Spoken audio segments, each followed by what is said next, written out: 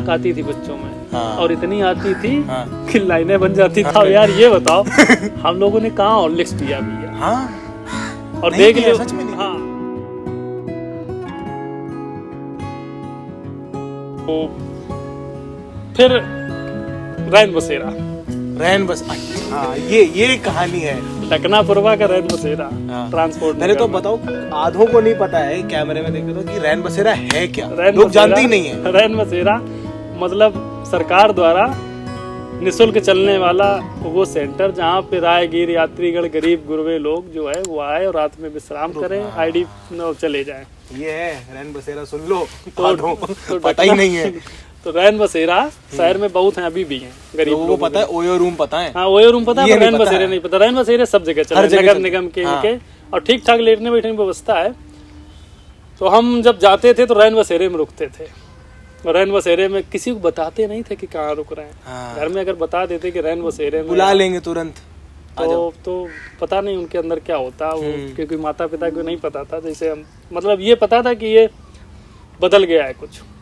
उस समय बात नहीं करते थे लोगों से, अच्छा, हंसते भी कम थे, बात भी कम करते थे, और कटे रहते थे लगभग। बहुत लोगों से कटते थे, यार दोस्त भी कहते थे कि यार पता नहीं क्या हो गया, मतलब इस तरीके से रहते थे, थोड़ा अलग तरीके के। तो रैन बसेरे में काम करना, जब रैन बसेरे तक आए थे तब थोड़ा फिर कनेक्ट होना शुरू हो गए थे। लोग मिले होंगे। हाँ लोग मिले। तो रैन बसेरे में जब रुकते थे तो अपने रिक्शे वाले, खोमचा वाले, हाँ, कुछ अपने चिलम बीड़ी फूक रहे हैं। वाले, हाँ वही लेटे तो इन लोगों से बातचीत हाँ होती? खूब रात में। ये कैसा है एक्सपीरियंस? जैसे बहुत सारे लोग हैं जो स्ट्रेंजर से बात करने में डरते हैं, पर मुझे ऐसा लगता है कि आपके लिए हर कोई स्ट्रेंजर ही होता है पहले, दोस्त वो बाद में बनता है। दोस्त बाद में बनता है। तो इनके साथ तो एक्सपीरियंस ये रहा कि ये लोग हर चीज शेयर करते थे। भाई बीड़ी चलेगी? हाँ। तो हमने कहा नहीं यार। अरे तुम यार क्या पियोगे, तुम नए लड़के पढ़ो? मैं कहा नहीं ऐसा नहीं, हम नहीं पीते हैं। इनके भी अपने अजूबे टाइप के अजूबे एक्सपीरियंसेस टाइप, हाँ भाई थोड़ा ये खाने के लिए लाए, खाओगे? मतलब वो देते सबको है। मुझको ऐसा लगता है इनमें मेल जोल बहुत है, बहुत मेल बाकियों में जोल। नहीं है। जो शहर वाले हैं आधे से ज्यादा, उसमें उतना नहीं, मेल जोल नहीं है। हाँ ये बहुत जल्दी कनेक्ट होते थे। और 2-3 डॉगी भी थे बाहर के, वो भी आ जाते थे हम लोगों के बिस्तरे के आसपास, कंबल अम्बल ओढ़ के अपना वहीं लेटा करते थे। जो रैन बसेरे में थे उनसे भी दोस्ती हो गई, जो उसका मैनेजमेंट था उनसे भी दोस्ती हो गई, बातें होने लगी, आना जाना। कुछ हमारा कुछ गमछा तौलिया, एक आध लोवर ओवर रैन बसेरे में रहता था कि पता नहीं कब आना पड़े, कब जाना पड़े। तो ऐसे करके रात गुजर जाती थी अपनी। फिर धीरे धीरे चीज़ें और बढ़ी, तो चीज़ें चली।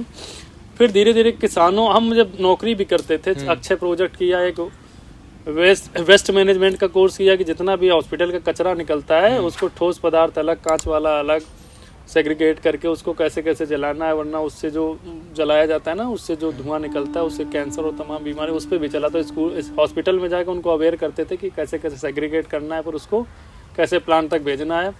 फिर एक माइक्रोसॉफ्ट का प्रोजेक्ट था ई वेस्ट पर लखनऊ में, तो वो सारे स्कूलों में किया। फिर इसके बाद डॉल्फिन कंजर्वेशन का था, डॉल्फिन बचाओ अभियान, तो वो हमने किया। उस पर सरयू नदी, वो क्या नाम है वो जो नदी है, सरयू ही शायद है, सरयू, हाँ अयोध्या वाली नदी, हाँ, सरयू नदी, उस पर काम किया। ऐसे करके अलग अलग प्रोजेक्ट में काम करते रहे। फिर थोड़ा सा सैलरी भी बढ़ना शुरू हुई, चीज़ें बढ़ी। बढ़ते बढ़ते फिर एक उस बीच में हमें थोड़ा कोलाइटिस की प्रॉब्लम हो गई।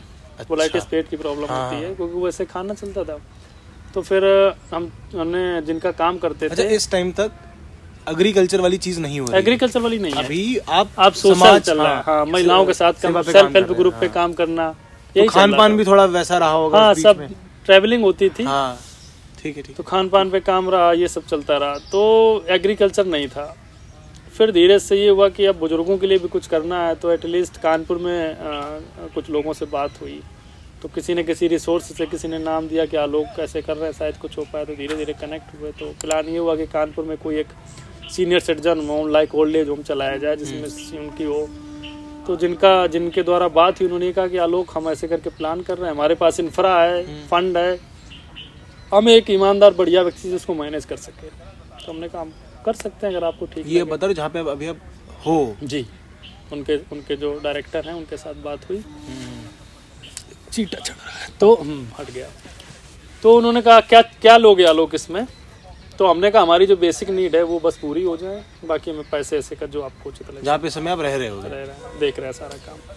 तो हमने फिर ओल्ड एज होम पे काम, ओल्ड एज होम जब ओपन करने का था तो उस पर दरवाज़ों की मरम्मत, ये सब पूरा सेटअप काम चालू हुआ। हम वापस कानपुर आ गए लखनऊ से। और हाँ, उसके बीच में भी एक प्रोजेक्ट था, वो गवर्नमेंट सरकार का था, सचल पालना गृह करके था, सरकार की योजना थी, फिर बंद हो गए, फिर उसमें बहुत सारी प्रॉब्लम्स आई, दुनियादारी उल्टा सीधी। तो वो तो ईंट भट्ठे के बच्चों का था, ईंट बच्चे के जो होते हैं या मजदूरों के बच्चे होते हैं, लेबर डिपार्टमेंट के द्वारा था कि उनको पढ़ाना, उनको खाना पीना ये सब था। तो वो भी देखा हमने, कानपुर देहात में 10 सेंटर मैनेज किया। अच्छा। फिर उसके बाद आके ये किया, तो ये था कि अब दौड़ा भागी से हम ऊब गए थे। हमें लगा अब दौड़ा भागी नहीं कर पाएंगे हम, इस शहर उस शहर, ये ट्रैवल वो ट्रैवल, शरीर में भी दिक्कत हो रही थी। हमने कहा छोड़ो, खत्म कहानी। फिर गए गाँव उस बीच छोड़ के, और फिर वो जब किया था प्रोजेक्ट तो गाँव घर से ही किया था। कानपुर देहात का प्रोजेक्ट था हमारा, वहीं घर है कानपुर देहात में। तो मट्ठा अट्ठा खा के अपने आप को फिट कर लिए थे, क्योंकि मट्ठे के बारे में पता था। कोलाइटिस किसी को भी, आज इस माध्यम से हम बता दे रहे हैं, किसी को भी पेट की प्रॉब्लम से, कोलाइटिस, अल्सर है, तो इसमें मट्ठे का बहुत बड़ा योगदान है। केवल मट्ठा लेता रहे अगर सही से, खिचड़ी मट्ठा एक टाइम, तो हमें लगता है बहुत जल्दी रिकवर हो। हाँ, मैंने भी सुना कि उससे पेट की दिक्कतें तो बहुत अच्छे से हो जाओ। गाँव का घर का मट्ठा हमारे तो बहुत अच्छा। तो ये एक तरीके का रहा। तो एग्रीकल्चर में कैसे आना हुआ? एग्रीकल्चर, हाँ, जैसे ये हमने ओल्ड एज होम पे काम करना चाहिए, तो यहाँ भी शहर के पेंशन एसोसिएशन के साथ बात करना, बहुत सारे बुजुर्गों के साथ उनकी हेल्प करना, काउंसलिंग करना चल रहा था। फिर धीरे धीरे एग्रीकल्चर में ये देखा हमने कि किसान आत्महत्या बहुत कर रहा है।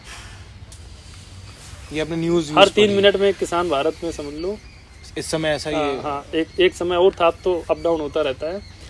तो ये किसानों की स्थिति रही एक बीच में बहुत ज्यादा। तो आपने बहुत सारे आर्टिकल देखे, रिपोर्ट्स पढ़ी, आर्टिकल देखे, ये देखे, बहुत सारा देखा। जब देखा तो हमें लगा ये कैसे हो रहा है। हम लोग जो है कृषि खेती के परिवार से हैं। आपकी फैमिली तो आपको वो चीज़ एक हिट करी दिमाग में। हिट करी, हमें लगा इनके साथ कैसे क्या इनके लिए हो सकता है।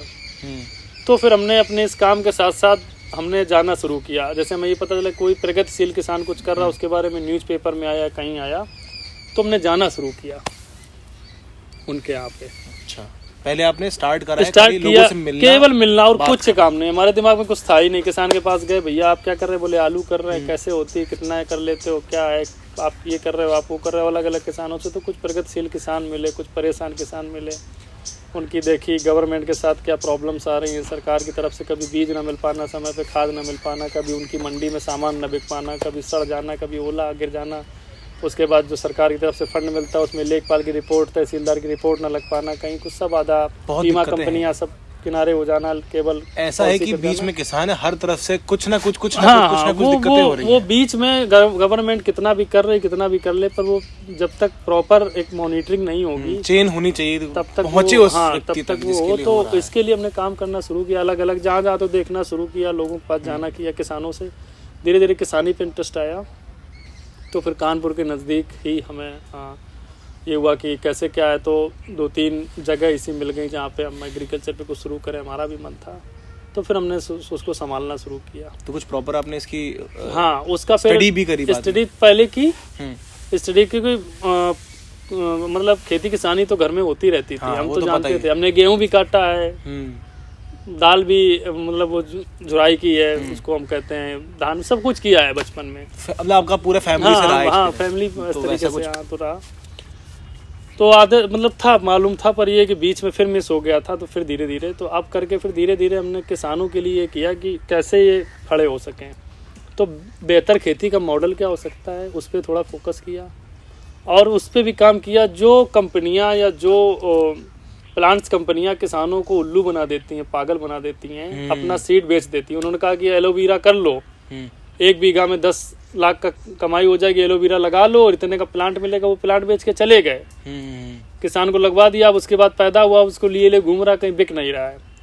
कि ऐसी बहुत सारी चीज़ें, यूपी में एलोवेरा की कोई मार्केट नहीं है, कोई कितना भी बड़ा हो, यूपी में मार्केट नहीं है एलोवेरा की। और ना जाने कितने हर साल लगा देते हो, ना जाने कितना लगा रहे हैं। और उसके फायदे बहुत है, लेकिन फायदे हैं पर मार्केट जैसे यहाँ नहीं है। हाँ। या तो कोई व्यक्ति ऐसा करे कि उसको एलोवेरा लगाए, फिर उसका जूस प्रॉपर निकाल के प्रॉपर, हाँ, एक चेन होनी चाहिए, पूरी चेन होनी चाहिए, वो नहीं है। तो ऐसे करके बहुत सारी ऐसी चीजें हैं। तो हमने देखा किसान धोखा खा रहा है, कहीं ना कहीं पूरी जानकारी ना हो। सफेद मूसली है, बहुत अच्छा बिकती है, सब कुछ होता है, पर वो मतलब बिक गई, सब कुछ अच्छा हो गया, सब कुछ ठीक रहा, पर किसान को ये नहीं पता है कि उत्पादन कितना आएगा, उसके बाद प्रोसेसिंग में क्या करना है, इसके बाद मार्केट में क्या रेट में जाना है, उसकी मार्केट कहाँ है। तो ये सब चीज़ें अनुभव न होने के कारण किसान फंसते रहे हैं, अभी भी फंस रहे हैं। तो हमने इसके लिए एक अभियान चलाया। तो इसके लिए फिर हमने एक सोशल मीडिया के द्वारा भी किया, फेसबुक के द्वारा भी अवेयरनेस की, छोटा सा चैनल एक फार्मिंग लाइफ के नाम से बनाया, उस पर भी हमने डाला साल भर का पहले का। आप देखिएगा कि भूल कर भी ना करें उत्तर प्रदेश में एलोवेरा की खेती, नहीं बर्बाद हो जाएंगे। ऐसे करके फिर हमने चालू किया, पूरा आपने किया। हाँ, तो ऐसे करके धीरे धीरे अभी भी बहुत लोग कुछ करने जाते हैं तो हमें लगता है पहले सोच लो समझ लो, ऐसे बिना प्लानिंग के नहीं कर पाओगे। इस चीज में तो चाहिए प्लानिंग। हाँ, ये बिल्कुल रैंडम नहीं हो सकता। रैंडम नहीं हो सकता। तो ऐसे करके धीरे धीरे बहुत सारी चीजें अब एग्रीकल्चर लेवल पे आ गई हैं। हम तो ये चाहते हैं कोई भी किसान हो या कोई यूथ है जो भी एग्रीकल्चर में आना चाहता है, कुछ करना चाहता है, हमसे एक बार बात कर ले। वो ये नहीं कि हमें बिल्कुल सब कुछ बता देंगे, पर उसके एंड से इतना बता देंगे कि उसके लिए बहुत लाभदायक होगा। आई थिंक इस पॉडकास्ट के बाद लोग बात करेंगे। हाँ, ये आएगा समझ में कि क्या जरूरत। अब आप ये मान के चलिए, जैसे लेमन ग्रास की खेती है, सेंसुअल ऑयल होता है, लेमन ग्रास खेती होती है, तेल निकलता है, तेल अच्छे रेट पे बिक जाता है, खेती है। पर अगर 2 बीघे 3 बीघे कर लेंगे तो वो बर्बाद है। उसके लिए कम से कम 30-40 बीघा, 25-30 बीघा खेती चाहिए, तब तो वो यूनिट से तेल निकल पाएगा। और खेती तो लग गई। लेमन ग्रास की क्या होता है, स्लिप जो लेमन ग्रास की सेल करते हैं वो कहते थे लेमन ग्रास लगा लो तेल निकल आएगा। ये नहीं बताते हैं कि जब लेमन ग्रास तैयार हो जाएगी तो इसको आप प्लांट से तेल कैसे निकलवाओगे। क्या प्लांट है आपके पास तेल निकालने वाला? हाँ, ऐसा तो है नहीं कि पीछा निकल गया। हाँ, पीछा निकल। अब प्लांट है नहीं तो या तो प्लांट लगाओ, कॉस्ट भी जाती है। अगर आपके पास नहीं तो बोले वहाँ प्लांट है, वहां से निकल आएगा। अब वो प्लांट घर से कितनी दूर है, उसके खेत से ट्रांसपोर्ट कॉस्ट कितनी जा रही है, और जो प्लांट है उस किस मटेरियल का लगा है, लोहे का है कि स्टील का है, क्या उसकी क्वालिटी आ रही है, फिर उसके बाद मार्केट में क्या बिक रहा है, बहुत सारे पहलू हैं। उस पर कोई किसान या ये सब नहीं ध्यान दे पाते, उससे बहुत ज़्यादा घाटे में जा रहे हैं। तो हमारा ये कि कोई भी सतावर है, जैसे सतावर बहुत अच्छा प्रोडक्ट है, उसका पाउडर बनता है, स्ट्रॉन्ग होता है। वो सतावर की खेती के लिए प्रोसेसिंग यूनिट भी चाहिए। उसको एक टेम्परेचर पे उसको बॉईल करके छीला जाता है, फिर सुखाया जाता है, पूरी प्रक्रिया होती है। किसान ने बो तो लिया, अब कच्चा या आलू तो है नहीं, कच्चा मंडी में बेच दे, उसका प्रॉपर सिस्टम है। तो ऐसे करके जो भी तकनीकी खेती भी है, जो भी कोई तकनीकी खेती करने के पहले भी उसके सारे पहलू देखना चाहिए। और ये जो यूट्यूबर हैं, जाने कितने यूट्यूबर केवल अपने व्यूअर्स बढ़ाने के चक्कर में लिख देंगे स्ट्रॉबेरी 1 बीघा स्ट्रॉबेरी से 1 एकड़ स्ट्रॉबेरी से कमाए 20 लाख। सब फर्जी फिक्र, सब फर्जी है। और सब फर्जी है। आप ये मान के चलिए कि 1 बीघा से या 1 एकड़ से 20 लाख कमा ले तो सब यही ना करने लगे। बात तो सही है। सब यही करने लगे। अगर यही करना हो तो हर कोई फिर करने लगे, यही करे बैठ। केवल व्यूअर्स बढ़ाने के लिए इस तरीके की झूठ फूट की बात कर रहे हैं। इसमें सबसे ज्यादा कौन फंस रहा है? पढ़ा लिखा जो जॉब कर रहा है, कॉर्पोरेट जॉब कर रहा है, प्राइवेट जॉब कर रहा है, वो एक तरफ तो जॉब कर रहा है, दूसरी तरफ यूट्यूब में देख रहा है कि हमारे घर में भी जमीन, हम भी तो कर लेंगे। अब वो नौकरी छोड़ के भगा चला रहा है। हम ये नहीं कह रहे नौकरी छोड़ना ना छोड़ना अलग बात है, पर पहले ये समझ लेना कि जब आओगे तो उसके लिए कुछ हमारे पास फंड होने चाहिए। तार गिराना है, बाउंड्री करनी है, काम करना है, ट्यूबवेल होना चाहिए, पानी के रिसोर्सेज होना चाहिए, लागत चाहिए, 3 साल 4 साल आपको मेहनत करनी पड़ेगी, समझना पड़ेगा, घाटा होगा, बहुत कुछ होगा। और आई थिंक इस चक्कर में जो हमारा किसान है वो भी कहीं ना कहीं तो भटकते हैं। आजकल क्या फोन सबके पास पहुंच रहा है। हाँ, और ऐसी चीजें लोगों को बहका देती हैं। तो हम तो ये एक प्लान भी कर रहे हैं कि एक हम लोग ऑनलाइन एक सेशन चालू करेंगे जल्दी ही, जरूरत है, जिसमें से इस तरीके के यूथ, इस तरीके के लोग जुड़े कि खेती करने के पहले क्या क्या देखने की जरूरत है। अगर खेती करने जा रहे हो तो उसके पहले क्या क्या देखने समझने की जरूरत है, प्रोस एंड कॉन्स। उसका एक कम से कम ये देखो कि ओवरऑल है क्या। क्योंकि खेती आते हुए पता चलता है कि यहाँ तो माया जाल, वहाँ था, यहाँ तो कुछ नहीं जमीन पे। समस्या है कि लोग एनालिसिस नहीं करते हैं, घुस जाते, जो देखा अच्छा ये कर लो, अच्छा ये कर लो, हाँ ये कर लो। और दूसरा कोई खेती में अगर कमा रहा है, इनकम भी कमाते हैं लोग, कमा रहे हैं, तो उसने वो समय दिया है, उसको पता चला है ना, एक एक चीज उन्हें बताई, मार्केट के लेकर देखा है, कैसे रखा जाता है, कैसे उसको प्रोडक्शन हो रहा है, कैसे कहाँ देखना है, वो सब कुछ है। आजकल के लोगों के एक दिन में ताली बजाई और सब कुछ हो गया, सब कुछ हो गया, वो पॉसिबल नहीं है। महाभारत का युद्ध भी 18 दिन चला था, ये तो जिंदगी की बात है, जिंदगी की बात है। तो एक तो ये हो गया एग्रीकल्चर का सेक्टर, जिसमें हम ये चाहते हैं कि लोग एग्रीकल्चर के बारे में जाने। जो लोग घाटे का सौदा कर रहे हैं उसमें सफल मॉडल आए, मिश्रित खेती का जो सफल मॉडल है वो लाएं, धीरे धीरे उसको ऐसे मॉडल बना रहे हैं। बहुत सारी चीज़ें हैं जो कि एग्रीकल्चर में है, जिससे जीवन यापन अच्छा हो सकता है। करोड़पति की बात नहीं करते हैं, पर एक जीवन यापन सम्मान पूर्वक एक जीवन यापन जिया जा सकता है, संतुष्टि पूर्वक। आराम से। वो एक है। मैं आपकी लाइफ का भी यो करूं, आकलन करूं, 2008 के बाद का मैं पहले करूंगा। जॉब भी करी, ऑर्फनेज में भी रहे हैं, बच्चों को पढ़ाया, मतलब आपने टीचिंग लाइन में भी आप रहे हैं, बच्चों के स्किल्स, और कहीं ना कहीं स्किल्स पे उस समय काम करना बहुत ज़रूरी था, क्योंकि उस समय, आजकल भी वो चीज़ है, पर उस समय जो दौर चल रहा था डिग्री के पीछे लोग भाग रहे थे। जो सॉफ्ट स्किल्स होती हैं उन पे लोग काम नहीं कर रहे, जिनकी वजह से आज काफ़ी लोग सक्सेसफुल है। आप वो 2011 से 13 के बीच में आपने वो कर, फिर एक हादसा हुआ। एक तो चलिए छोटी सी चिंगारी थी, हादसे तो बहुत सारे हुए होंगे, शायद हमें यहाँ आना था। हाँ, हम ऐसा कुछ सोचते कि शायद नियत यही थी, नियत थी। हमने बहुत नौकरी छोड़ी या बहुत जॉब, ऐसा कुछ सब कुछ छोड़ते गए। कई बार ऐसा लगता था कि यार करना क्या जीवन में, हमारा कभी अंदर आत्मा से आवाजें नहीं आती थी कि हमें अच्छे नहीं लगता था, छोड़ देते थे, साल 2 साल छोड़ा करते रहे, मगर पता नहीं कहीं ना कहीं फिर जब से एग्रीकल्चर में आए, नेचर के साथ कनेक्ट हुए, ऐसे कनेक्ट हुए, तो अब हमें लगता है कि इसके अलावा हम कुछ करेंगे ही नहीं। ये आप जो कर रहे हो अलग है, और वो कानपुर में तो बहुत कम लोग कर रहे हैं। मैं कानपुर के स्केल पे अगर बात करूं, क्योंकि कहीं ना कहीं कानपुर में रह के मैंने भी घूमा है, मैंने देखा है, ये चीज़ें तो बहुत रेयर ही लोग कर रहे हैं, बहुत कम कर रहे हैं। एक तो आपका है कि फर्टिलाइजर्स का आप वैसा वाला इस्तेमाल, जो हमारे ये केमिकल वाले होते हैं, उनका यूज नहीं करते हैं। आपका पूरा मोटिव रहता है कि ऑर्गेनिक फार्मिंग, हाँ, नेचुरल पूरी तरीके से ऑर्गेनिक। जब शुद्ध चीजें पहुंचेंगी तभी तो शरीर भी रहेगा, तभी शरीर रहेगा। जैसे आपने 7 साल हो गए, आपने जो है दवाई नहीं खाई, बाकी लोग भी नहीं खाएं, तो बेटर है, तो अच्छा है, स्वस्थ रहे। एक दवा जो अगर एक चीज ठीक कर रही है, वो मेरे ख्याल से ठीक नहीं कर रही, वो दिमाग को बेवकूफ बना रही है कि यहाँ दर्द देखो हो नहीं रहा है, सुन्न कर रही है उस जगह को, और उसका कहीं ना कहीं खराब असर भी पड़ रहा है। तो ये जो शुद्ध लोग उगा रहे हैं, उनके साथ जैसे मिलना हुआ, तो एक तरफ बात आती है, जैसे आप लोग देखेंगे भी, तो एक बात आती है कि भैया आप तो कहते शुद्ध घी खाओ, शुद्ध तेल खाओ, शुद्ध ये खाओ, हम खाएं कहाँ से, मिलेगा कहाँ, कौन देगा? हर जगह तो वो डाला जा रहा है, केमिकल डाला मिलावट। तो इसके लिए हमने काम किया कि धीरे धीरे हम कानपुर से निकले, औरैया, इटावा, बांदा, हमीरपुर, उन्नाव, अलग अलग डिस्ट्रिक्ट्स में जाना शुरू किया। वहाँ पे ज़मीन पे जो लोग काम कर रहे हैं, फिर हमने ऐसे लोगों को तलाशना शुरू किया, तो वो लोग मिलते गए। इसमें हमारी कोई काबिलियत नहीं है, हम आपको बता रहे हैं। ये होता है कि हम चलते गए और हमारा कारवां बढ़ता गया। हमारी इसमें कोई काबिलियत नहीं, केवल हमने सच्चे दिल से, सच्चे मन से ये सोचा कि किसी का भला हो जाए, कुछ अच्छा हो समाज में, बस ऐसे सब होता गया। हमें नहीं पता कैसे हुआ, बस होता गया। तो ऐसे करके लोग इतने अच्छे मिलते गए कि कोई बुंदेलखंड के दूरस्थ इलाके में साहिवाल गाय का घी लौना विधि बना रहे हैं, कोई शहद बढ़िया से दे रहे हैं, कोई कुछ कर रहे हैं, कोई चावल ऑर्गेनिक उगा रहे हैं, कोई दाल, कोई कुछ, कोई चक्की से निकाला, ऐसे करके लोग मिलते गए। दूसरी तरफ शहर के लोगों को ऐसे लोग चाहिए था जिनको अच्छा सामान मिले, तो हमने शहर के लोगों से जैसे बात की मिलने वालों को कि ये सामान है और वो बड़ा अच्छा दे रहे हैं गुड़, हमें चाहिए, आपको चाहिए तो बताना। उन्होंने कहा कि यार मंगा देना। अब हमने कहा कि ले लो, तो उन्होंने कहा ठीक है हम ले लेते। कहाँ है? तो हमने कहा चले जाना भाई, गुड़ अगर है तो हमारे मित्र हैं भाई भोगनीपुर के पास, इस गांव में है, आप ले लो। बोले यार 4 किलो गुड़ चाहिए हमें, हम कैसे जाएंगे, एक तो 1000 रुपये का पेट्रोल चला जाएगा, हम समय न दे पाएंगे, मंगवा दो यार।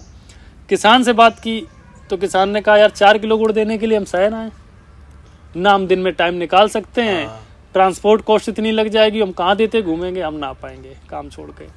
ये एक बड़ा पेच फेस फंसा। एक तरफ सामान अच्छा चाहिए था, एक तरफ सामान अच्छा हो रहा है, बीच में कोई ऐसा ब्रिज नहीं था जहाँ पे एक दूसरे को जोड़ पाए।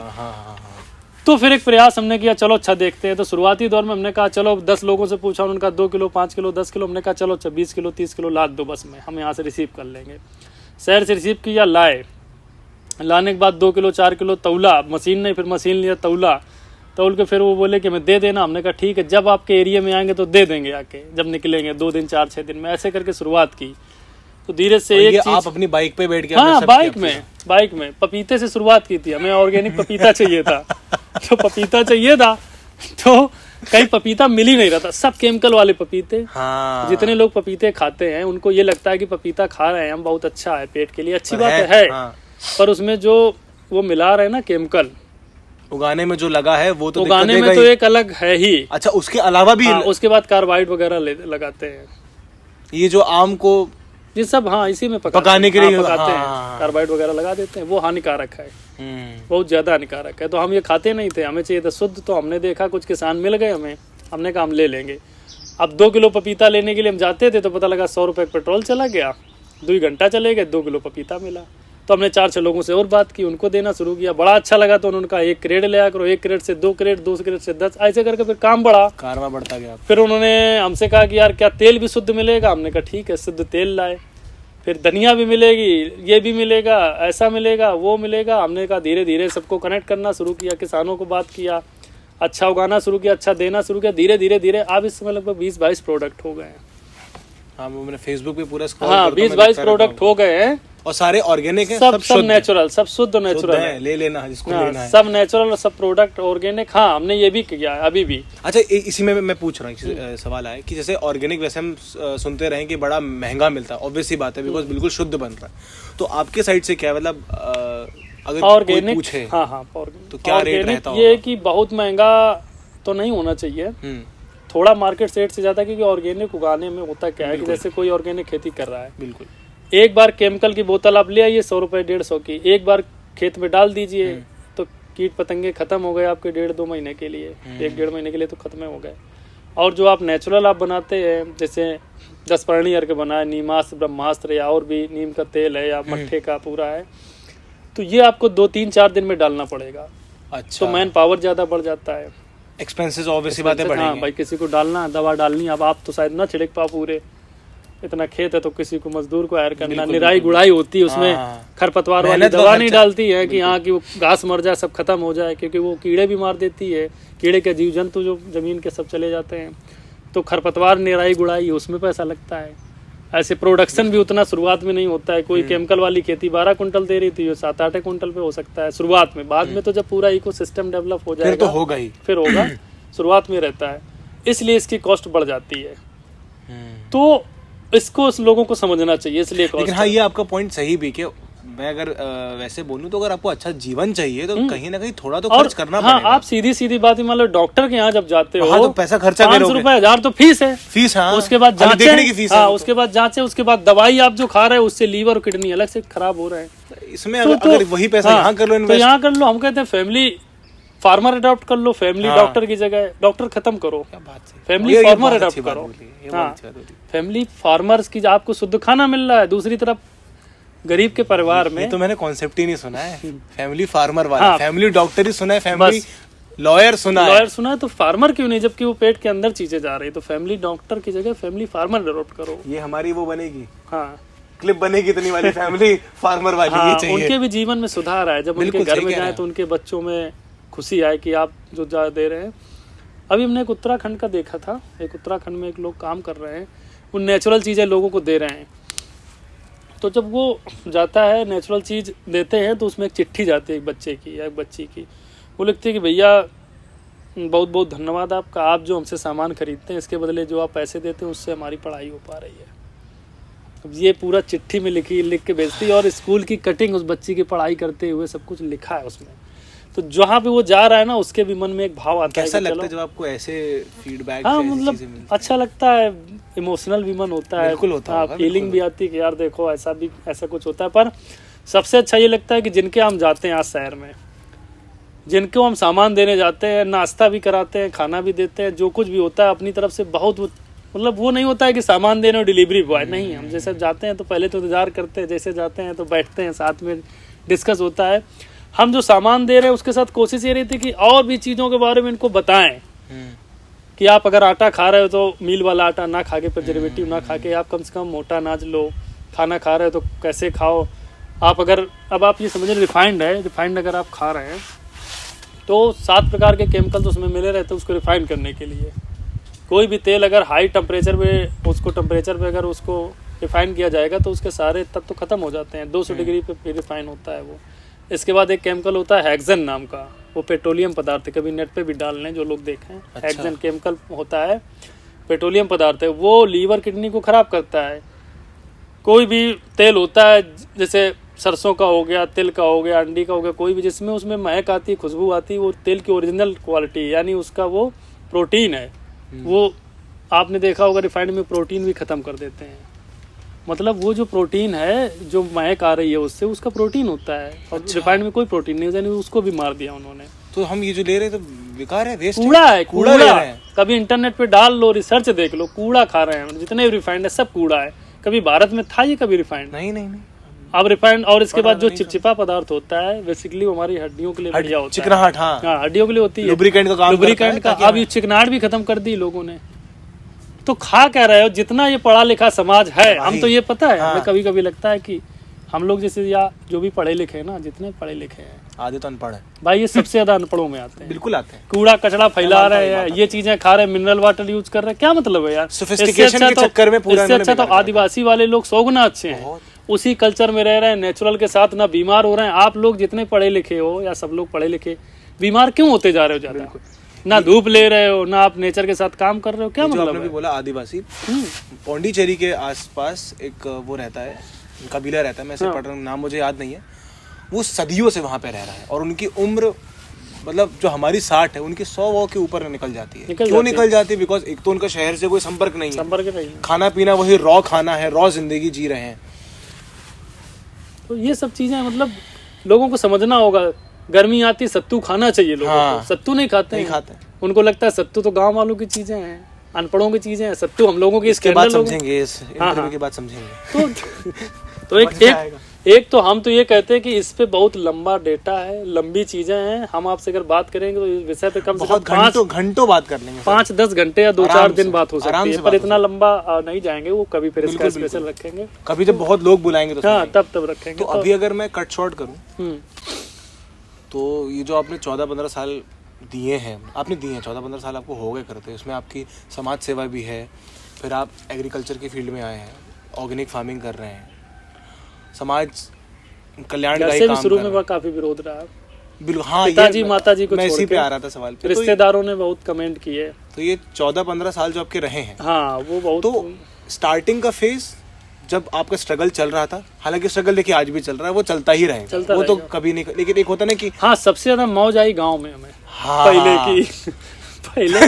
पहले की मौज ये आई है कि एक चलता था नाटक अलिफ लैला, हाँ एक चलता था चंद्रकांता। इसका हमारे स्कूल में नहीं, मैं घर में बोलते थे, क्या था, हाँ, अलिफ लैला फटा थैला गिरी चीनी मरी लैला। ये ऐसे हम बोलते थे, अलिफ लैला फटा थैला। तो अलिफ लैला चंद्रकांता चलता था उस समय। हाँ उस समय भैया टीवी तो थी नहीं गांव में। हमारे घर में बाबा थे प्रिंसिपल रहे, चाचा वगैरह सब नौकरी करते। तो हमारे घर में इस गांव में थोड़ा सा ये था कि एक नहीं होता है अंधों में काना राजा, तो बाबा की वजह से एक टीवी आ गई। ट्रैक्टर से जुड़ती थी टीवी, बैटरा, लाइट वाइट की व्यवस्था इतनी प्रॉपर रहती थी, तो ट्रैक्टर से जुड़ती थी, बाहर रखी जाती थी, पूरे गांव के बहुत सारे लोग आते थे देखने। चंद्रकांता जैसे आता था तो हम लोगों की टीम आती थी, और दिन में भी शायद वो आता था। तो जो यार दोस्त लड़के लपाड़ी जितने थे, भाई चंद्रकांता शुरू हो रहा तो चारा काटना जाना पड़ता था खेत में, तो वो सब लेके हंसिया चल देते थे, भाई कटाने चल रहे जल्दी खटाखट चारा कटा, साइकिल में लदी, दे तेरे की टीम कटाकट, काम पहले होगा। बोले सब बहुत बढ़िया स्टोरी टेलर हुआ, हाँ बहुत बढ़िया। तो कटा जपाक से आए, बोले भाई हम मुठा लगा देते, तुम काटो, चढ़ा सर सानी चारा एकदम, भैंसी गोरू सब लल्लन टाप, एकदम मस्त कहानी हुई गई आगे, बिल्कुल कंप्लीट ठीक है। बोले उसके टाइम कोई लकड़ी नहीं, उससे पहले सारा काम कर लो, बता दो बिल्कुल। तो उस समय से हमारे घर के भी काम होते तो यार दोस्त सब निपटा देते थे। अच्छा कई बार क्या होता था, बाहर रोशनी आती तो कमरे में बंद होता था, तो कमरे में जब टीवी चलती थी तो वहाँ भीड़ बहुत होती थी, तो उसमें धीरे से कोई आता था, भैया अकेले हैं, बस अकेले भैया तनक खोल दे धीरे से, तो ये होता खोल दो, स्पेस कम हो जाता था। ये मैंने रामायण और महाभारत के टाइम, हाँ इवन शक्तिमान जब आता था तब हाँ, कहाँ पूरे मोहल्ले में 4-5-6 टीवी हैं, सब लदे देख रहे हैं। तो ऐसे होता था। साथ में हम लोगों को जो ग्रुप है, आज हम लोगों के साथ वाले दोस्त कुछ जॉब कर रहे हैं, कुछ नौकरी कर रहे हैं, कुछ खेती कर रहे हैं, हम लोगों को ग्रुप था, तो हम लोग खेलते बहुत थे। तब ये मोबाइल का कोई चक्कर नहीं था। तो हम लोग गांव के किनारे जैसे नदी नाले होते थे, तो हम लोग तालाब में तैरने, नदी में नाला, दिन भर उसमें, हम लोग गांव की भाषा में उसको कहते थे बोगी कर रहे हैं, पाइप डाल देते थे, पानी निकलता था, बम्बा में नहाते थे, और ऐसी हालत रहती थी अंडरवियर पहन के घर जाएंगे तो मारे जाएंगे, तो अंडरवियर उतार के सब लोग रख देते थे, बस नहा रहे हैं कोई दोपहर में, और जब देखा कोई नहीं तो निकल लिए, फिर पहन लिए।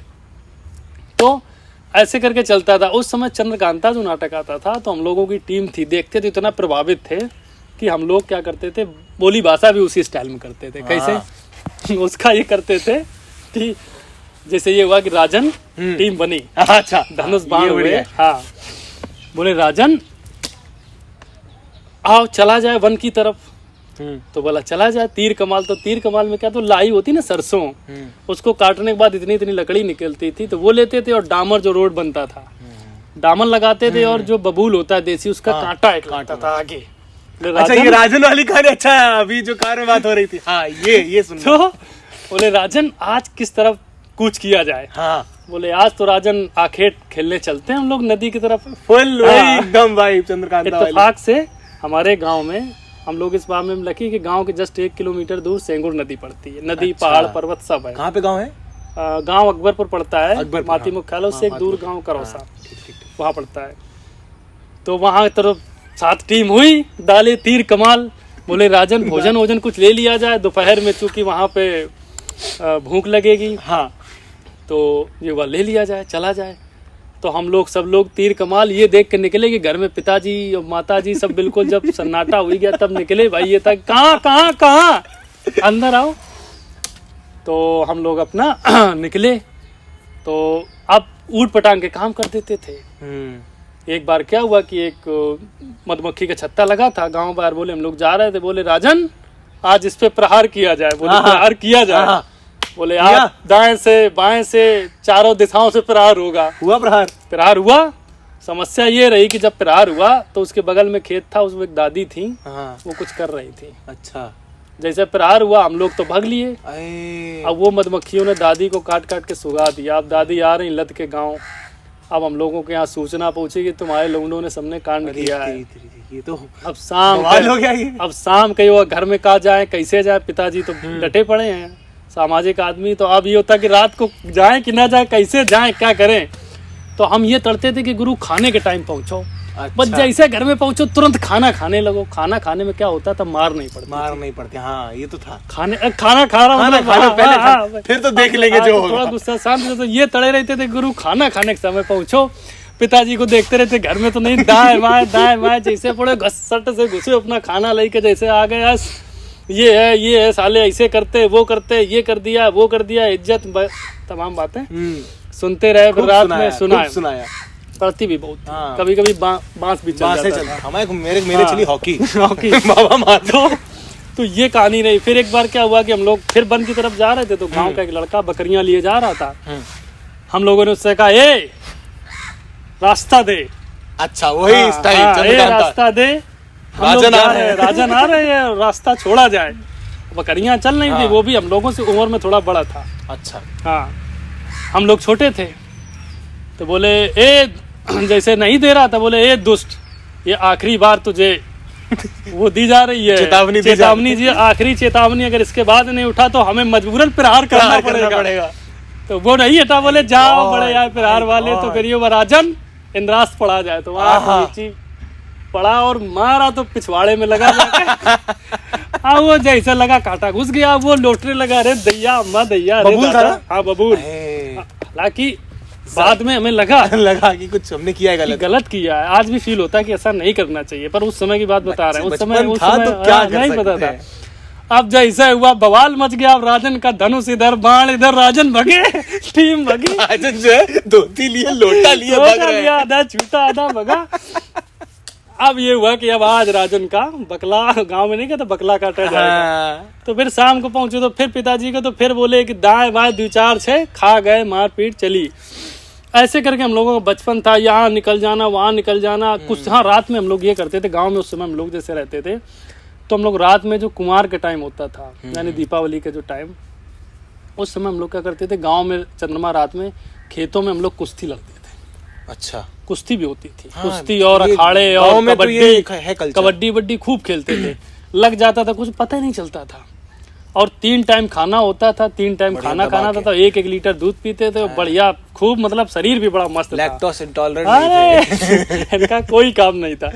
तो ये था, साइकिल मिल जाती तो साइकिल से 30-30 किलोमीटर कराते थे। मतलब एक ओवरऑल जर्नी गाँव की हम लोगों ने बहुत मस्ती भी की, आतंक भी खूब ढाया, बवाल भी खूब काटा, बहुत कुछ किया। यही तो रीजन है कि आपको उन सब चीजों से प्यार है, क्योंकि आपने वो तो देखा है। वो चीज देखा। आज बच्चों को जब मना किया जाता है कोई फैमिली को, नहीं हमें लगता है नहीं जीने दो यार। अभी 20 किलो का झोला टंगा दोगे, उसको बैग, पढ़ाई करवाए जा रहे हो। क्या जीवन है, क्या बचपन है?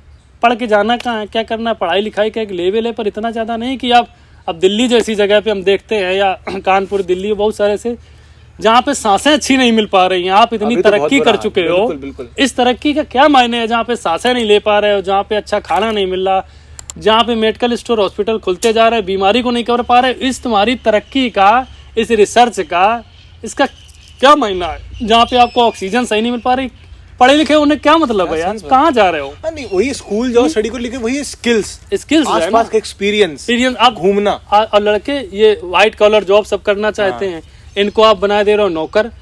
हम आपको बता रहे हैं, एसी, फ्रिज, कूलर रिपेयरिंग वाला 1000-2000 कमा लेता है दिन का। बिल्कुल। और ये जो पढ़ लिख के MBA MCO तमाम इसे करके आते हैं, जरूरी नहीं सब पहुंच पाए। बहुत सारे लोग हैं कि नहीं पहुंच पा रहे हैं। सारे लोग 18-19 हाँ, अब उसमें 10,000, 12,000, 15,000 की जॉब कर रहे हैं, उसमें भी बहुत सुबह से लेकर शाम तक चढ़ा है।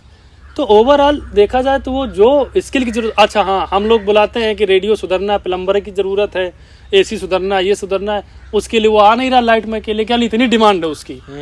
एक आदमी 20-20, मतलब ये मान के चलिए कि 20-20 जगह काम कर रहा है, खाली नहीं हो रहा है, और पैसे भी ज्यादा ले रहा है। तो हमें स्किल पे भी, युवाओं को स्किल पे जाना पड़ेगा। हम यही कहते हैं कि पढ़ाई लिखाई ठीक है अपनी जगह, पर इस पे भी काम पड़ेगा। तो जैसे आपकी बेटी है, हाँ, तो आपका उसका क्या रिश्ता है और कैसे आप उसे कर रहे हो ग्रूम? बिकॉज आज के ही टाइम पे वो भी है। हाँ, जिस समय आज के टाइम पे शहर के बच्चे हैं, हाँ, तो आपको क्या लगता है कि आपकी बेटी और शहर के बच्चों में क्या फर्क है, और आपका उससे क्या रिश्ता है? बेटी जो है हमारी गांव में ही है। क्या नाम क्या है? संवेदना। हमें इतना प्यारा रखा है। उसका नाम है संवेदना, और हाँ, हमसे काफी कनेक्ट है वो। हमारे साथ पिता से बेटियां कनेक्ट भी होती हैं। बेटियों के लिए अगर पूछा जाए तो उनसे, उनके जीवन में जो रियल हीरो होता है उनका, वो उनके पिता ही होते हैं लगभग। की माँ होती हैं कनेक्ट होती है, पर पिता ज़्यादा कनेक्ट होते हैं बेटियों के लिए। तो वो काफ़ी कनेक्ट है और एक्टिव भी बहुत है। अब तो 2 साल के ऊपर हो रही है, अब हमें भी पढ़ाने लगी है 1 2 3 करके। हमने कहा अच्छा बढ़िया है। तो हमने कभी उसके बारे में ये नहीं सोचा है कि नहीं, थोड़ा बहुत अगर कुछ प्रॉब्लम होती है तो इतने जल्दी नहीं एक्शन लेते हैं कि बहुत जल्दी दवाइयों का ढेर लगा देंगे। करें ठीक है, थोड़ा थोड़ा देखा जाएगा। खांसी की दवाई भी बनाई तो नेचुरल वाली, शायद वो वाली। उसके साथ ये कि हम उसको कवच पे नहीं रखना चाहते हैं कभी भी जीवन में। ना कभी ये मना करते कि धूल मिट्टी में, जाओ धूल मिट्टी धूप में, नंगे पैर भी हम चलवा देते हैं उसको। अगर कंकड़ पत्थर नहीं तो नंगे पैर चलो, धूप में जाओ, धूल में जाओ, ठोस बनाओ, गिरो, खाओ पियो, सब करो। पानी हो रहा, नहाओ। कम से कम नहाने के बाद जब इम्यूनिटी, अगर जुकाम खांसी होती है तो कम से कम बॉडी इम्यूनिटी मैनेज तो करेगी, उसको बनाएगी। तो या तो इम्यूनिटी बनने ही नहीं देते हैं, उसका वो तंत्र काम ही नहीं कर पाता है, पार्ट से नहीं वो एक्टिव हो पाते हैं। पहले से बचा के रखें, क्योंकि कोई भी पौधा है अगर हम उसको छाया में रखें, धूप न लगने दे, हवा न लगने, तो वो कभी सर्वाइव न कर पाएगा। सब जरूरी है, सब जरूरी है। और बच्चों के लिए खास करके, क्योंकि जो माहौल जो आ रहा है, हम एक मैसेज ये भी देना चाहेंगे जो भी पेरेंट्स हैं कि आप बच्चों को उसमें बोल देते हैं। हाँ, उसमें बोल देते हैं। एक मैसेज हमारा ये रहेगा कि जो भी पेरेंट्स हैं वो अपने बच्चों को जैसे पालते हैं ना, तो उनको ऐसे ना पालो कि कवच में ढक के रखो। उनको खुला छोड़ो इस फील्ड में सरवाइव करने के लिए। जो माहौल आज जो डिग्री टेम्परेचर आज जा रहा है, उससे आगे टेम्परेचर बढ़ना है। जो पॉल्यूशन आज हो रहा है उससे ज़्यादा बढ़ना है। जो वायरल तेज से बढ़ रहे हैं ना, वो वायरल अभी दिन पर दिन और बढ़ने हैं। जाने कितने संक्रमण बीमारियां और बढ़नी हैं। तो अगर इम्यूनिटी नहीं मजबूत होगी तो कैसे वो फाइट कर पाएंगे। तो हमारा ये मानना है कि आप उनको नेचर के साथ कनेक्ट करिए, खुला छोड़िए। उल्टा सीधा कुछ खा रहे हैं खाने दीजिए, धूप गर्मी पानी में भीग रहे भीगने दीजिए, सर्दी खांसी आ रही आने दीजिए, जो भी कुछ कर रहे करने दीजिए। जरा सी बात पे रोकना नहीं, ऐसे नहीं खाना, ये खाना है वो खाना। और आप देखिए मिनरल वाटर दे रहे हैं कि नहीं, बाहर का पानी ठीक नहीं होता। ये सब इसका कोई मतलब नहीं है। कहीं पे बहुत ज़्यादा पानी गंदा ना हो, बहुत उसमें हानिकारक तत्व ना हो, पानी बदबू ना मारता हो, बहुत गंदा ना हो, वो देखना है। बाकी नेचुरल जो नेचर ने हमें दिया हैंड पाइप का या कुएं का पानी, आज भी उसमें तत्व हैं बहुत अच्छे। तो हम ये चाहेंगे कि बच्चों को, और हाँ, पढ़ाई लिखाई के मामले में हमने ये सोचा कि कभी हम ये नहीं कहेंगे कि तुम्हें ये करना है, ये करना है। हम अभी से नहीं, हम कभी नहीं, हम चाहेंगे नहीं कि ये बाबू बनना है, तुम्हें डीएम बनना है, एसडीएम बनना है, डॉक्टर बनना है, कोई नहीं। जो पढ़ाई है वो करो, पढ़ाई के साथ साथ जीवन का प्रैक्टिकल ज्ञान। तो आप स्वास्थ्य के बारे में सोच रहे हो? हम कोशिश तो ये कर रहे हैं कि कोई हमें गुरुकुलम टाइप का स्कूल मिले, जहाँ पे हाँ आगे ऐसी शिक्षा हो, अब स्किल्स को लेके भी काम हो, लाइफ को लेके भी काम हो, स्टडीज को लेकर, और वहाँ कम से कम जीवन के बारे में भी बताया जाए। हमने ये देखा कि जितने ज्यादा सुसाइडल केस होते हैं गुरुकुलम के बच्चे बहुत कम करते हैं, आश्रम के बच्चे बहुत कम करते हैं। ये है जो कॉन्वेंट के हैं, जो बड़े स्कूलों के हैं, दरअसल छोड़ दी गई ना वो चीज जो देनी चाहिए। हमारे आसपास हम कैसे बेहतर, कोई ये कहता है, अभी वो एक हम सुन रहे थे कुमार विश्वास की एक लाइन सुन रहे थे कि कुमार विश्वास ने कहा अपनी बेटी से कि बेटी ये बताओ तुम्हें क्या बनना है, तो उसने जवाब दिया कि जीवन में हमें कुछ नहीं बनना है, जो बनना होगा बन जाएंगे, बस हमें खुश रहना है। क्या बात है। तो सारे पेरेंट्स ये पूछते हैं, रिश्तेदार पूछते हैं बच्चे से कि क्या बनना है, आगे चल के क्या करोगे, क्या बनोगे। कोई ये नहीं पूछता है कि तुम, मतलब मेन चीज़ है कि खुश कैसे रह सकते हो, खुश रहना है। तो उसकी बेटी ने जवाब दिया, उनकी बेटी ने, कि पापा मैं खुश रहना है जीवन में। हमारा भी ये सिद्धांत है कि खुश रहना है यार, हमें रुपया पैसा ये केवल जैसे आई थिंक वो जो रुपया पैसा ये सब वेरिएबल चीजें हैं, आती जाती भाई। ये केवल इतना है कि जैसे बाइक है ना, बाइक में केवल तेल चाहिए जाने के लिए, फ्यूल चाहिए ना, उतने पैसे की अहमियत है। बाकी कोरोना काल में आपने देख लिया है, रुपया आदमी बोरों में बांधे घूमता रहा है, बच नहीं पाया है, तो वो नहीं बचा पाएगा ना। हमारा मेन उद्देश्य है कि रुपए पैसे की अहमियत इतनी है, जहाँ पे हमारा जीवन के जो संसाधन है, साधन है, उनका उपयोग जो भी हम कर रहे हैं उनके लिए, वो किसी से हाथ ना फैलाना पड़े। इस व्यवस्था में जो हम लोग अब वहाँ तो हम है नहीं कि हम लोग जंगल में हैं, बिल्कुल ठीक है, या अध्यात्म में गृहस्थ जीवन जी रहे, सब चीजें हैं, तो उसके लिए जितना पैसे की जरूरत है या मीडियम साधन है वो चलता रहेगा अपना। और एक चीज हमने देखी कि पैसे के पीछे हम भागते हैं तो पैसा हमसे दूर भागता है। जब हम पैसे से नहीं भागते हैं तो पैसा आता है पीछे। घूमते हो आप? बहुत खूब ट्रैवल करते हैं, दोस्तों के साथ बहुत ट्रैवल करते हैं, बहुत घूमते हैं, मूवी देखते हैं, बहुत कहाँ गए? बहुत जगह घूमा है। अगर मैं ऐसे पूछूं कौन कौन से स्टेट किए कवर आपने?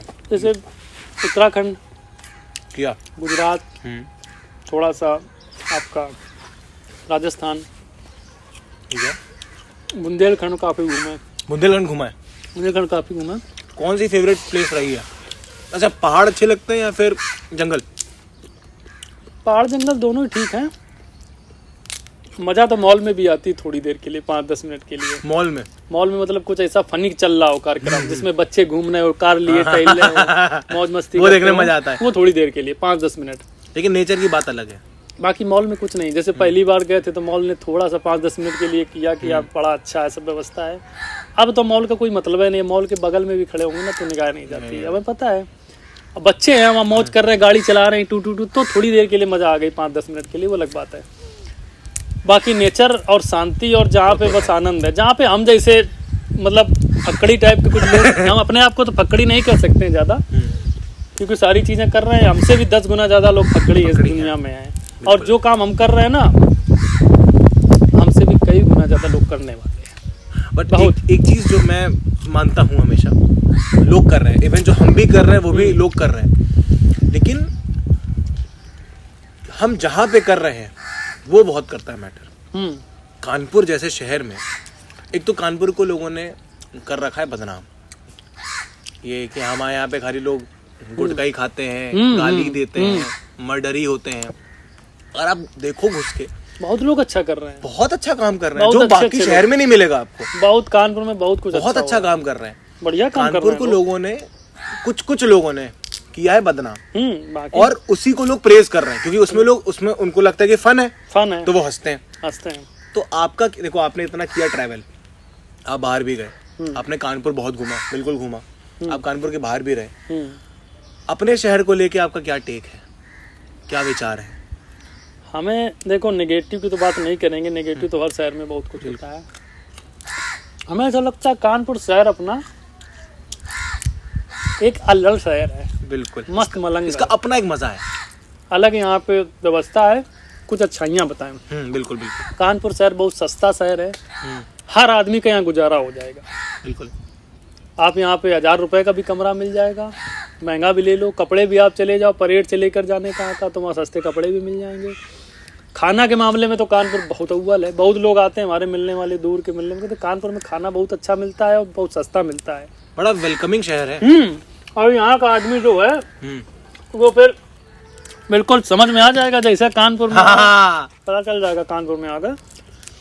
तो एक अलग यहाँ का हिसाब किताब है। गंगा जमुना के बीच का सेंटर है, गंगा किनारे जमुना भी अपनी बगल में है। उत्तर का वो तो कानपुर के बारे में तो खैर लोगों ने बताया रखा है, बहुत कुछ है। तो इस तरीके का जो तो वही है ना कि जीवन में हमारा जो अपना मानना है कि हम अपने भी व्यक्तिगत आनंद के लिए भी समय निकालते हैं। और हम ये नहीं मान के चलते हैं कि जिंदगी कोई समय देगी हमें स्पेशल टाइम की आप अब जियो मौज करो, जिंदगी नहीं देने वाली है। इसी में निकाल पाओ तो निकालो, अलग से इसमें जैसे हमने मैनेज करना पड़ेगा। मैनेज करना। वो छोटी सी कहानी जो ऊंट वाली थी, तो उसका क्या हाँ, अच्छा एक बार सुनाइए। तो वो लास्ट टाइम सुना था, कैमरे पे नहीं हुआ था। अच्छा, आज करते हैं। एक कहानी है जिसने जीवन में सबसे ज्यादा हमें मोटिवेट किया और खुश रहना सिखाया, वो यही कहानी है। कहानी है कि एक व्यक्ति था, कई साल पहले की बात है, बहुत पुरानी। उसमें संसाधनों की कमी थी। एक व्यक्ति था, वो अपने जीवन से बहुत परेशान रहता था, बहुत निराश, बहुत हताश। उसको हमेशा ये लगता था कि ये समस्या हमारी ख़त्म हो जाए तो हम थोड़ा चैन से रहेंगे, थोड़ा मौज करेंगे, थोड़ा आनंद में जिएंगे। जैसे उस समस्या से निकल नहीं पाता था कि दूसरी समस्या फिर आ जाती थी। फिर उसको ये लगता था कि यार ये समस्या ख़त्म हो, बस फिर थोड़ा मौज में जिए, फिर आ जाती थी। करते करते होते होते वो बिल्कुल पागल हो गया इस चक्कर में, मतलब परेशान हो गया कि यार हम करें क्या आखिर। जैसे हम सोचते हैं कि ज़िंदगी से कुछ मौका मिलेगा थोड़ा आनंद करने का, वैसे फिर समस्या आ जाती है, कुछ नहीं। फिर उसको ये पता चला कि दूर के गांव में एक स्वामी जी आए हैं जो सबकी समस्या दूर कर देते हैं। तो उसको भी लालसा हुई कि चलो स्वामी जी से मिलते हैं। उसने गांव से मिलने का ठाना और पहुंचा। पहुंचते पहुंचते शाम हो गई उस गांव में। स्वामी जी के गांव जब गया काफिले में जहाँ पे उनका चल रहा था कार्यक्रम, तब तक स्वामी जी मंच से उठ गए थे। अच्छा। उठ के आ गए तो जैसे से स्वामी जी को पैरों में पड़ा, बोला, स्वामी जी बोले क्या हुआ? बोले अरे बहुत जीवन कष्ट में चल रहा, बहुत समस्या है, बहुत परेशान है। तो बोले क्या परेशान हो? बोले जीवन इतना दुख में कट रहा है, हम सोचते हैं कि एक समस्या खत्म होगी तब थोड़ा जिंदगी का आनंद लेंगे, और समस्याएं खत्म नहीं होती, एक खत्म नहीं होती दूसरी आ जाती है। हम क्या करें स्वामी जी? स्वामी जी बोले देखो ऐसा है कि हम गद्दी से उठ गए हैं, कल सुबह जब गद्दी में बैठेंगे तो आना, जवाब मिलेगा वहाँ। तब तक के लिए आप चाहो तो गांव चले जाओ, चाहो तो ये विश्राम। तो बोला गांव जाएंगे तो बहुत दूर हो जाएगा, फिर लेट हो जाएंगे कल आने में, तो बोला हम यहीं सो जाते हैं। तो स्वामी जी ने कहा अच्छा कि हमारा काफिला है जहाँ पे ऊँट घोड़े वगैरह हैं, वहाँ पे सो जाना। और हाँ, आज हमारा जो काफिले का मैनेजमेंट देखता है, जो काफिला मैनेज करता है, वो व्यक्ति आज थोड़ा बीमार है, तो थोड़ा ऊँट देख लेना, जैसे ऊँट बैठ जाए सो लेना। बोला ठीक है। गया, रात भर लेटा, सुबह आया स्वामी जी के पास जल्दी। जैसे पहुंचा तो स्वामी जी के पैर छुए, तो स्वामी जी ने पहला सवाल किया और रात कैसे गुजरी? अच्छा। क्या कुछ ना पूछो स्वामी जी, एक उठवा बैठत ना रहा, दूसरा खड़ा हो जाता रहा है। अच्छा। तो स्वामी जी ने कहा अच्छा, और बोला हमारा जो ऊँट वाला है ना, वो इन्हीं के बीच में सो लेता है, मैनेज कर लेता है। बोला वो इन्हीं के बीच में सो लेता है, क्योंकि ऊँट ये कभी नहीं बैठते हैं। एक खड़ा होगा तो दूसरा बैठेगा, दूसरा बैठेगा तो तीसरा खड़ा होगा, तो इन्हीं के बीच। बस बोला जवाब मिल गया जवाब, अब कुछ नहीं। क्या बात है, क्या बात है। तो हम जिंदगी को भी ऐसे देखते हैं, दुनिया भर की समस्या, ये समस्या, घरेलू समस्या, आर्थिक समस्या, ये दिक्कत, वो दिक्कत, परिवार की दिक्कत, स्वास्थ्य की दिक्कत, ये सब चलता रहेगा। इसी के बीच में जी पाओ तो जी लो, वरना जीवन गल जाएगा। स्पेशल जिंदगी मौका नहीं देगी आपको जीने। बिल्कुल सही कह रहे हैं। हर मौसम, हर समय आप अपने आप को स्पेशल बना लो। दोस्तों के साथ हो, जहाँ भी हो, जैसे भी हो, बस उसी में मौज कर लो, वही मौज है, बाकी कुछ नहीं। क्योंकि अगले पल का कुछ पता है नहीं ना, क्या होने वाला है, कौन सी समस्या आने वाली, किस में घिर जाओ, क्या होने वाला, कोई नहीं। आपने जीवन तो जिया है बहुत, आपने दोस्ती भी निभाई है बहुत, आपने दोस्ती निभाई है, आज भी निभा रहे हैं। दोस्तों के मामले में ऊपर वाले की दया की बहुत रिच हैं। बड़े अच्छे दोस्त मिले, मैंने देखे हैं। आप हमारे जीवन में दोस्त बहुत अच्छे हैं, ऐसे दोस्त हैं कि बिल्कुल खड़े हैं 24 घंटे। एक आवाज़ की ज़रूरत है, सब लोग खड़े हैं, मतलब इस तरीके के दोस्त हैं, एक से एक ज़बरदस्त। हमारा दोस्तों से रिश्ता बहुत तगड़ा गहरा है। अब हम ये मान के चलते हैं दोस्ती इस दुनिया का। फैमिली से ज्यादा रहा है टच या दोस्तों से रहा है टच? दोस्तों से रहा है टच। आज भी है, आज भी है, देखता हूँ। आज भी अगर हमारे घर में किसी बर्थडे है, मान लीजिए बेटी का बर्थडे हो, तब तो थोड़ा बहुत अलग बात है, तब तो दोस्त भी नहीं कहेंगे। या कोई ऐसा व्यक्ति है कि बहुत ज़्यादा हमारे जीवन से जुड़ा है तो बात है। अगर हमें ये पता चला हमारे रिश्तेदार में किसी का बर्थडे, हम तो उसे जाते नहीं जल्दी। फिर भी अगर कोई ज़रूरत पड़ जाए और दोस्त का है तो फिर सिलेक्शन दोस्त का है। मतलब दोस्तों के मामले में रिच हैं और दोस्तों के साथ ही हमारा, दोस्तों ने साथ बहुत दिया है आपके साथ हर भी दिया नीच के समय में, बहुत दोस्तों ने साथ दिया है, अच्छे बुरे समय में बहुत दिया है। आज भी दोस्ती हमारे लिए सर्वोपरि है। हमेशा हम लोग तैयार है, किसी ने कुछ आवाज़ दे दी कि तुरंत नाव पहुंचना है इतने घंटे में यहाँ पे, तो नाव पहुंचना है, फिर ये नहीं पता है काहे के लिए बुलाया, चलना है। और सारे दोस्त अच्छे हैं, वो भी बहुत अच्छे से समाज के लिए कर रहे हैं। तो ये कि फन भी करते हैं, मौज मस्ती भी करने, घूमने फिरने, सब कुछ करते हैं। मूवी भी बड़ा लगाव रहा हमारा, मूवी का सॉन्ग में भी बड़ा लगाव, म्यूजिक से बड़ा प्रेम है। कौन सी फिल्म बहुत पसंद आई है?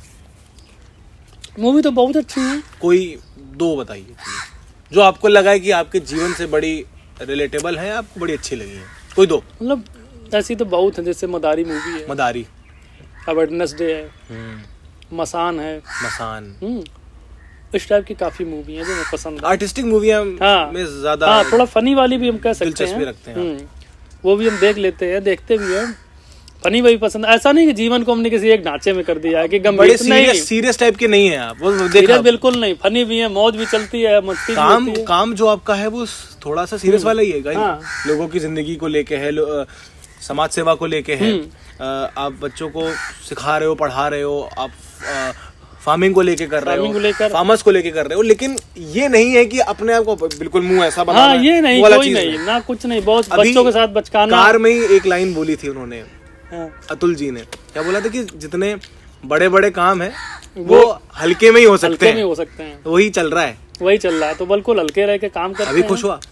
बहुत संतुष्टि है अपने जीवन से, हम फिलहाल बहुत खुश हैं और दूसरों को बांट रहे हैं खुशी, जिंदगी बांट रहे हैं, खुशी बांट रहे हैं। और अब तो ये समझ लिया है ना, स्वीकार भाव आ गया ना, जीवन में जो भी कुछ होता है हम विरोध नहीं करते हैं। विरोध उस चीज का करते हैं जिसका हम बदलाव कर सके।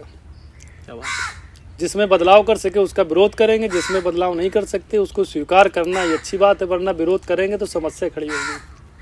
क्योंकि एक चीज़ और बताएं, सबके लिए हम कोशिश करते हैं कि सबके लिए अच्छा हो, सबके लिए कुछ करें, पर हर व्यक्ति की हम व्यक्तिगत तमन्ना या व्यक्तिगत स्वार्थ पूरा नहीं कर सकते, ना कर पाएंगे। ये चीज़ हमें समझ में आ गई थी काफ़ी पहले।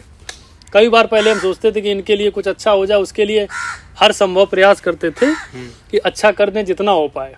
उसके लिए कई बार हम परेशान हो जाते थे, हम डिप्रेशन में होते थे कि ताकि उनकी नज़रों में अच्छे बने रहे, परेशान ना हो। पर फिर वही लॉजिक आती है, आप किसी भी व्यक्ति के साथ 99 टाइम अच्छा करिए, एक बार गरब कर देते हो तो वो आपको कह देगा कि खराब है। तो काहे काम करे यार, हमसे जो अच्छा हो सकता है करो, नहीं फिर मौज करो अपना, जो इसे जीना हो जियो। हम बाकी इतना काम तो आप देख ही रहे हो, कर ही रहे हैं।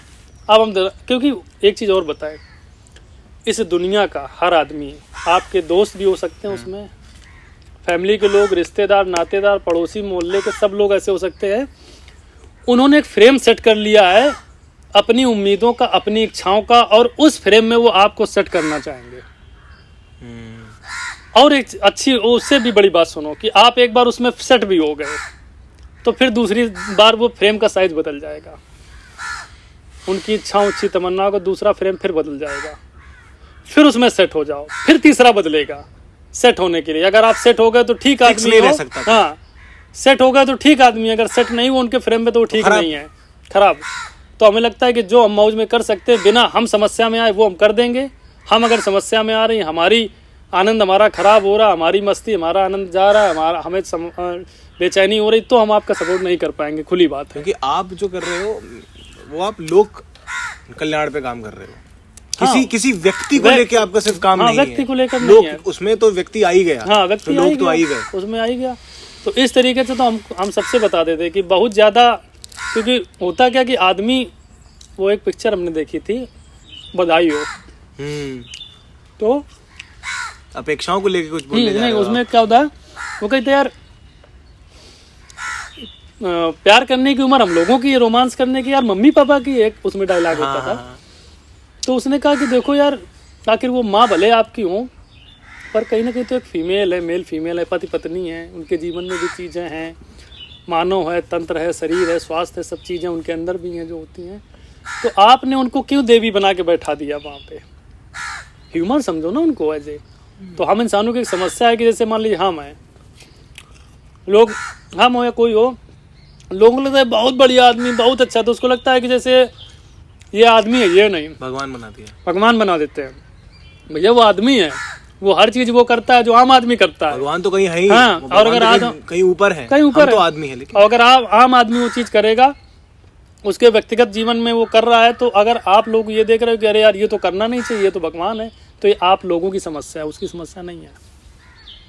ये लोगों की समस्या है कि वो किसी को बहुत ऊपर उठा देते हैं, वो बिना कहे। जैसे हम कभी नहीं कहते कि हमें आप संत भगवान और फलाना, और ना भाई बहुत सारे लोग, बहुत लोग जी बहुत अच्छा काम कर रहे हो, बहुत बढ़िया, ये वहाँ ठीक है भैया, वो पारा कर रहे हैं, आप उस पे रहते हो अपने। हाँ, हम उस पे रहते हो, कपार पे नहीं चढ़। हाँ, और दूसरी चीज, हम जो कर रहे हैं, हमसे भी 50 गुना 100 गुना ज्यादा लोग अच्छे वाले करने, हम कहीं भी नहीं खड़े उनके सामने।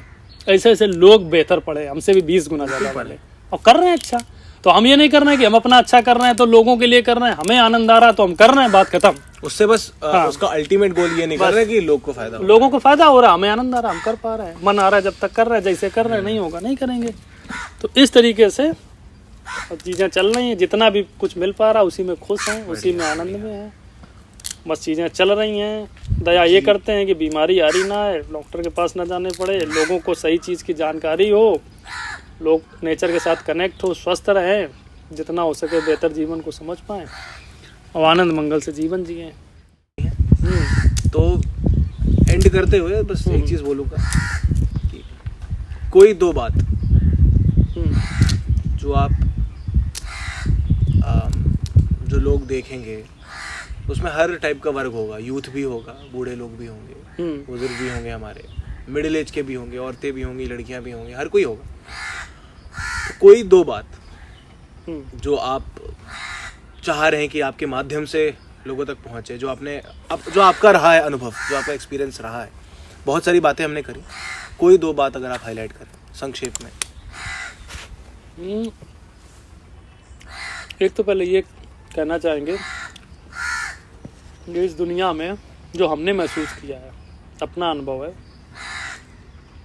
शरीर के दुख से बड़ा कोई दुख नहीं है। शरीर का जो कष्ट है उससे बड़ा कोई कष्ट नहीं है।